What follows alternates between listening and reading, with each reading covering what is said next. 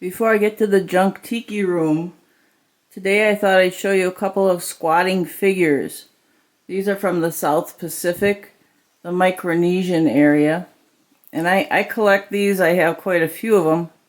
They're not so easy to find. And when they are offered for sale, sometimes the people ask way more money than what they're really worth. This one over here, let's start with this guy. This is one of the more common types you'll see. Now the squatting figure, it's a kind of a mystery as to why they carve squatting figures. I believe in another video I talked about canoe burials, where they would send the body out in a specially made canoe or the person's own canoe, and then sometimes they would maybe send along a little carved figure as a protector. Maybe by making them squatting like this, they were able to not fall over in the canoe if they set it on the seat. Even the people who carve these, apparently they don't know why the squatting figure is pretty prevalent throughout all the different islands in the South Pacific. Now this one right here, he's a heavy wood. He's made out of a very heavy wood. Mother of pearl eyes, and then he has pitch pupils, which is made from tree sap that's boiled and cured in a way so it makes pitch. This figure right here, I'm going to give you a close-up of him. You can see some of the carving marks on him, but he has been sanded. Now if you have a figure that has a pretty smooth surface like this, it's generally going to be from the time the Japanese had control of Micronesia in the 1920s and 30s. They brought different tools and sandpaper and gave them to the native people so that they could make better figures. And then the Japanese wanted to buy the figures. Now this is prior to World War II.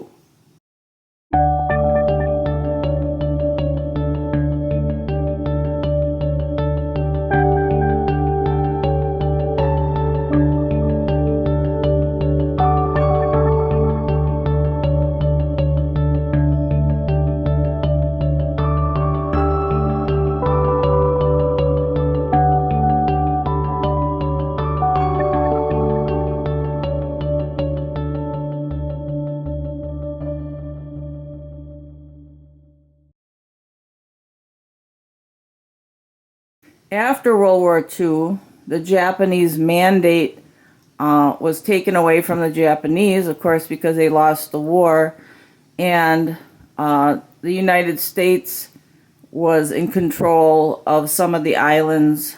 And in that period of time, you have a lot of figures that either were brought home by servicemen that were serving out there, or Peace Corps members, because the Peace Corps also came out there.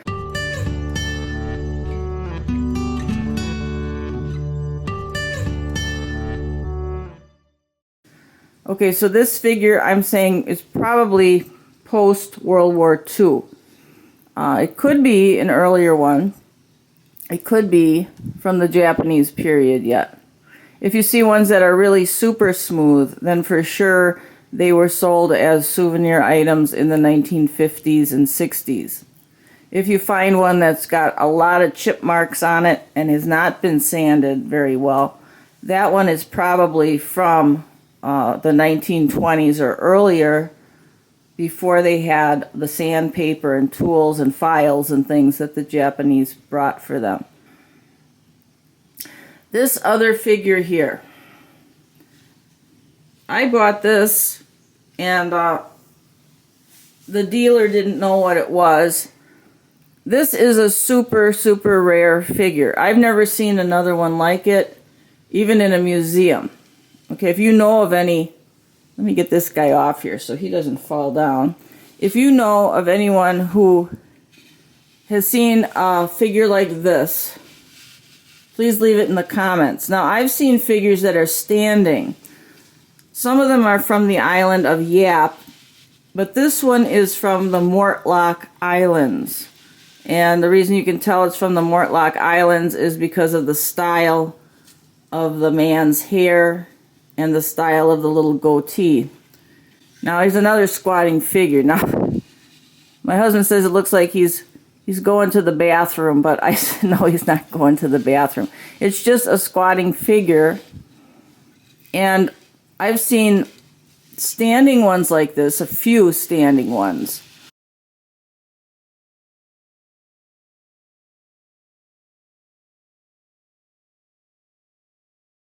But never a squatting one like this. Now he's carved out of a lighter wood that would be breadfruit. And although I've never seen one like this before, I said I've seen a couple that are standing ones.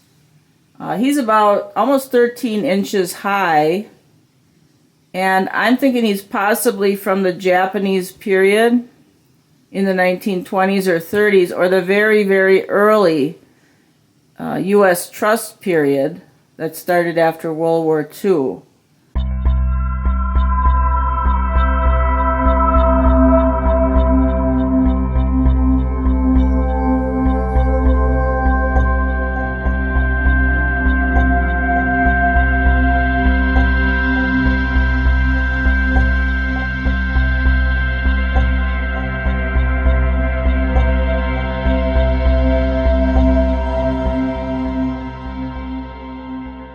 When I found it, I bought it right away, and then the guy said, he said, "Do you know what that is?" And I didn't want to make him feel bad that he just sold me something that was pretty valuable for a really low price. So I just said, "Oh, it's just a souvenir carving. You know, it's a souvenir carving from the Pacific." So then he didn't feel bad. I was like, this was a great find, and I don't usually find things so well, but this was really neat. He's not my favorite one, but he's very interesting. So that's a little bit about the squatting figures. In one of these upcoming videos, I'll compare an old figure that's 1920s or earlier to figures like this that are probably post-World War II. And you'll see the difference in the carving, and you're going to see how these are a lot smoother than the old figures. Personally, I prefer the older ones, even though they don't have, their finishes on them aren't so perfect, but that's what gives them a lot of character. This guy's kind of in between, because you can still see the chisel marks, but it has been sanded also. Okay, so let's get over to the junk tiki room. You might see behind these figures, I have a reed matting hung. This is something you get at a garden center, and it's used for outdoor purposes in the garden, where it rots and deteriorates after a few years. But I'm using them in the tiki room, so let's go over there and take a look at that.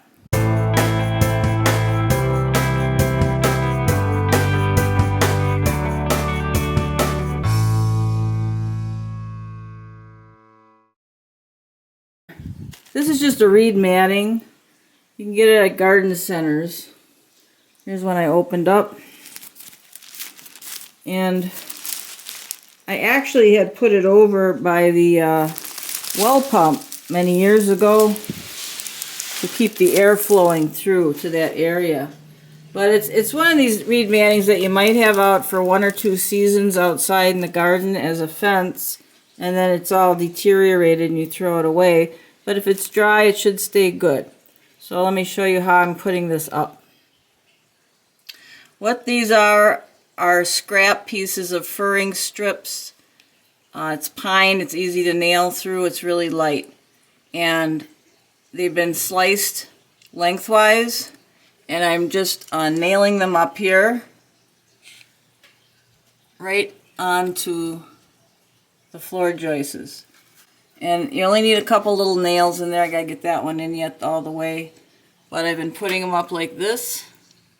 I can put little groove nails in here, and I can hang the reed matting on that. This reed matting comes with, it's just woven with a thin wire going up it. And when it gets to the end up here, there's a little loop of wire, and you can just twist it right around a little nail there. So it's really easy to put this up. Now you can see through it now and see the wall, but when the colored lights are on and the bright light is off, you won't be able to notice the wall behind it. So I'm going to go ahead and finish covering this wall with this reed matting. I only have 3 of them that I got last year, and I think I'm going to have to buy 1 more. Okay, now reed matting, of course, is flammable, so you want to keep it away from any hot water pipes. I'm going to have to trim some up there so it's not touching that copper pipe, because that's carrying hot water. And when you get this stuff, of course, some of it's always a little broken. And as it hangs here, it'll start to straighten itself out. It's got some lumps in it right now, but it'll straighten itself out as it hangs. This is the best thing I could think of to cover this wall with. I could have had fabric maybe on the wall, but then it's so much, it's such a big amount that I'd have to be buying that too. So this doesn't really fit in with the junk tiki, like secondhand stuff people threw away, or trying to reuse garbage like the old pallets. But the wall had to be covered here, and this is the cheapest way I could think of doing it, and yet let all the air circulate. Okay, I kind of arranged it a little better. I put the center one behind the other 2 and overlapped them. At the bottom, they're a little too long, but all you have to do is fold the whole thing back up and use one of those little end wires and just wire it around. And I have it up a little bit because it's going to pull down, gravity is going to pull it down and straighten it out. And hopefully then it'll hang just right about almost touching the floor. So that's the one wall done. Now let's look at the other wall. Okay, these were the doors to the storage room, and that's all staying there. The doors, the rest of the walls here are staying. I'm not taking the storage room apart because after I'm dead someday, somebody might want to put the storage room back. But I found this at the thrift store for a couple dollars, and it's 3 panels of this woven matting. It has some little glitches in it, which is why I think someone gave it away. I don't know if it was a window shade, but you know, there's little pieces that are broken. But on the whole, it was okay.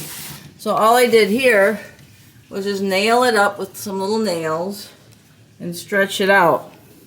Now I have some plans for this wall with some other stuff I've been gathering from the thrift store for a while, and I'll show you that. At the bottom, I'm going to have to figure out something because, of course, it's not long enough to go down to the floor. On this wall, I think I'm going to get one more reed matting. One more reed matting, I'm hoping, will be just enough to cover this wall, and I'll tack that up again. And then I'm up to this little space over here, and I moved some of these tikis I was painting. I was painting them from the inside thick cardboard centers of garbage bags. Where I work, I brought those centers home when there was an empty roll. And I've got them there. I'm thinking of making more of them and just putting another piece of wood across there and just filling this space up with all these tikis all the way down to the bottom. I don't know if that'll look too crazy or not, but it's a tiki room. I'll have to put something up on top, but I can use a piece of extra piece of burlap or something there.